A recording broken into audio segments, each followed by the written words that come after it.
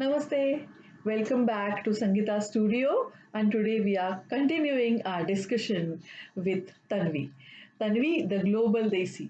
So, in last session, we heard lots of stories and enjoyed the incidents that those were narrated by Tanvi. As I call her global Desi because she stayed in northern France and southern France for 2 consecutive years, and then she made lots of friends from different countries of the world, and she also visited I think 7 to 8 European countries. So we are continuing with what she was narrating to us.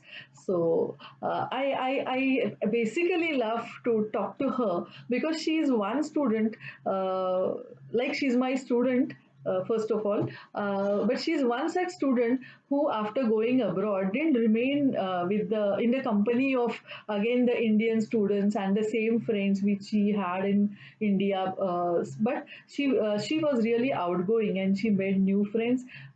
She broke the cultural boundaries, and that's how I admire her. And that's how we have so many stories to listen to.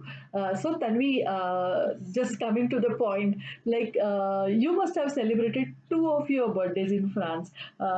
Anything special that you can tell about? Yes, it was very special. Both of the birthdays were in Lille. The first birthday that we celebrated, they would give me a surprise. There were almost 30 to 40 people, my friends, all of them, who had gathered to give me the surprise.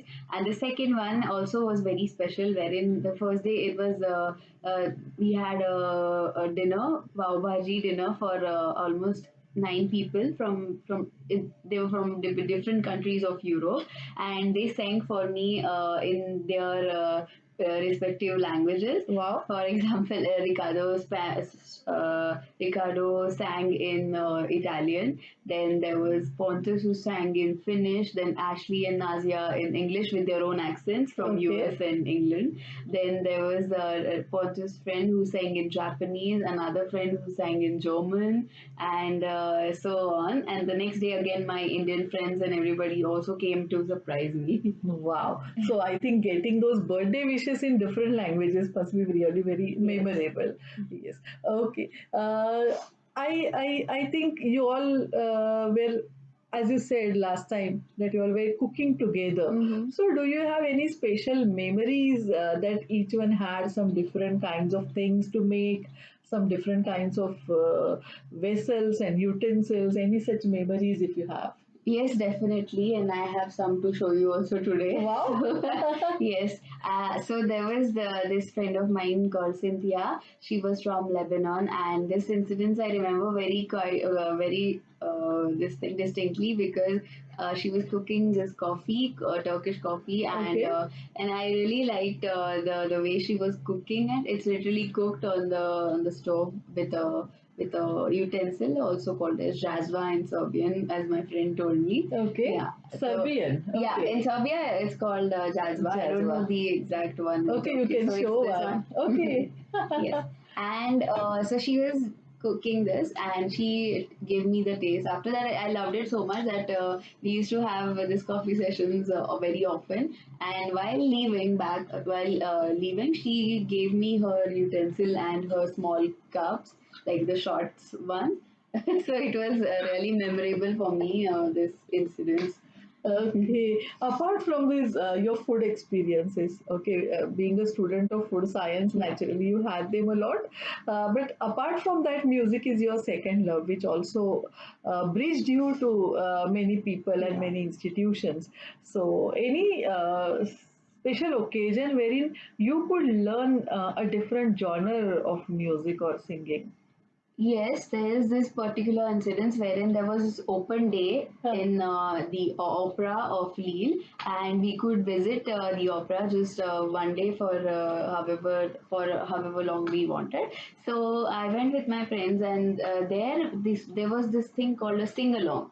So Okay. the opera singers, they sang in front of us, and we sang the entire. They taught us how to sing the song in French, and we sang with them. and they videographed me after doing that. Wow. Okay. Yeah. Okay. Okay. Was it really difficult to pick up the opera singing? How was it? It was okay, Yeah. but the genre is very different, and we are not used to sing in that particular manner. But when they taught how the voices are, so we could cope up somehow. I think there are lots and lots of photos behind us on this Yeah. wall. I think you better show us some photos. I'll put the camera here. You can show, you can point out at the photo there. So I'll Yeah. take the camera there. So this was once where all my friends in Toulouse, we like four groups of mine. I united them in at my house, and whereas like there was also my supervisor FX, Okay. Francois Xavier, who also came there on the same day. And this is also from Lille. These are my friends from Lille: Ashley, Angela, Carmen, Remke, Sarah. And this was another group in Toulouse. Then we went for kayaking together. Okay. And this was my landlord in Toulouse. Wow. His name was Philippe. This was during a piano concert that he had arranged for his association. Acquaintances. Yeah. Okay. Wow. There are many others. This is my family in India, and is another TIMG group Okay. that I spoke last time. Yeah. Yeah. This is the birthday celebration of the first year, and then this was the second year. Okay. Yeah. Wow. So I think the wall speaks a lot. Let's continue chatting. Tanvi, since you spent quite a lot of time and you interacted with people as a representative of young generation, I would like to know some of the maybe opinions, maybe some Okay. information, maybe some facts what you experience. Okay. First thing is about the wearing of the skin fit clothes, or maybe the skin fit t-shirt and a tight jeans. Okay, wearing this thing in India in a traditional family, people wouldn't allow, or they wouldn't like it basically. So in Europe or the countries that you travel, is the jeans a very accepted form? Uh, According to me, one incident that I came across, I came to know that it's not so accepted in the Orthodox or the conventional tradition. Okay. Because a friend of mine, Leah, was speaking with another French friend of her. She both are French, and their conversation was that the other person was telling her that you are not a Real. true French woman if you are not wearing a dress, and you always wear these pants and shirts, t-shirts. So I don't think that's what a real French woman would wear. So that was triggering to me. Listening to that, I was like, yeah, everywhere this is always happening with traditions to keep Okay. them preserved. So Okay, so conservative families all over the world are same. yeah. Okay, okay. Then a lot about the family life is being talked everywhere around the world, especially after these COVID times and all. Yeah. So you have stayed with the families of your friends in different countries. So you have also taken what you can say, the inside feel of the family life.